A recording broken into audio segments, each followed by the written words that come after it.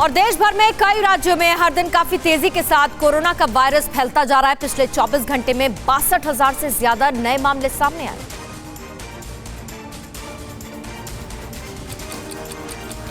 देश के कई राज्यों में हर घंटे कोरोना संक्रमित लोगों की संख्या बढ़ रही है। हालात यह है कि हर एक दिन संक्रमित लोगों की संख्या काफी तेजी से बढ़ रही है। पिछले 24 घंटे में कोरोना के 62,276 केस मिले हैं। कोरोना से एक दिन में देश भर में 292 लोगों की मौत हुई है। एक दिन में 30,000 से ज्यादा लोग ठीक होकर घर लौटे हैं। महाराष्ट्र, पंजाब, कर्नाटक में हालात सबसे ज्यादा खराब हैं।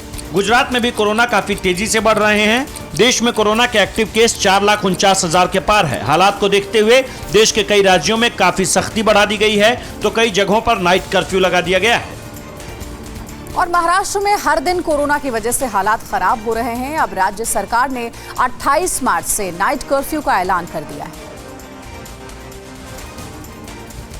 कोरोना के बढ़ते मामलों को देखते हुए महाराष्ट्र सरकार ने बड़ा फैसला लिया है और 28 मार्च से नाइट कर्फ्यू लगाने का ऐलान किया है। नाइट कर्फ्यू रात 8 बजे से सुबह 7 बजे तक होगा।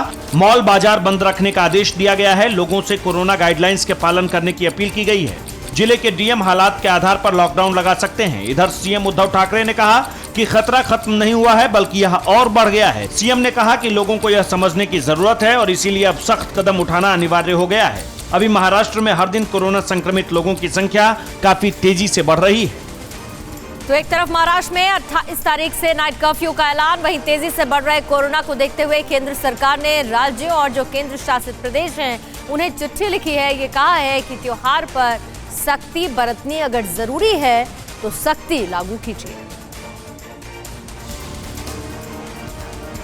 कोरोना को देखते हुए केंद्र सरकार ने सभी राज्यों और केंद्र शासित प्रदेशों को चिट्ठी लिखी है और स्थानीय स्तर पर पाबंदी लगाने का निर्देश दिया है। केंद्र सरकार ने अपनी चिट्ठी में लिखा है कि देश गंभीर दौर से गुजर रहा है, क्योंकि कोरोना के मामलों में और इसके कारण मौतों में बढ़ोतरी हो रही है। केंद्र सरकार ने अपनी चिट्ठी में लिखा है कि देश गंभीर दौर से गुजर रहा है, क्योंकि कोरोना के मामलों में और इसके कारण मौतों में बढ़ोतरी हो रही है। राज्यों के नाम लिखी गई चिट्ठी में जिक्र किया गया है सार्वजनिक जगहों पर भीड़ नहीं लगाया जाए। भीड़ को रोकने के लिए स्थानीय स्तर पर सख्त कदम उठाएं। चिट्ठी में जिक्र किया गया है कि कोरोना को लेकर किसी तरह की लापरवाही कोरोना संक्रमण को रोकने के लिए अब तक के उठाए गए सारे कदम पर पानी फेर सकता है।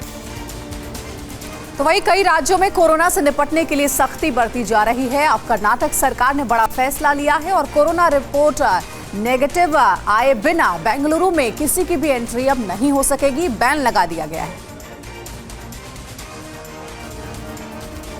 कोरोना वायरस के बढ़ते प्रकोप को देखते हुए कर्नाटक सरकार ने बड़ा फैसला लिया है और अब बेंगलुरु में दूसरे राज्यों से आने वाले लोगों को RT-PCR टेस्ट की नेगेटिव रिपोर्ट दिखाना अनिवार्य कर दिया है। नेगेटिव रिपोर्ट के बिना बेंगलुरु में एंट्री बैन। कर्नाटक सरकार के मुताबिक 1 अप्रैल से नियम लागू होगा। कर्नाटक में हर दिन संक्रमित लोगों की संख्या बढ़ रही है। दूसरी तरफ कर्नाटक के स्वास्थ्य मंत्री ने कहा है कि बेंगलुरु में कोरोना के 60% से ज्यादा केस दूसरे राज्यों से आने जाने वाले लोगों के हैं। इसे देखते हुए कोरोना के नेगेटिव रिपोर्ट को अनिवार्य कर दिया गया है। फिक्र आपकी, सोमवार से शुक्रवार रात 9 बजे सिर्फ TV9 भारतवर्ष पर।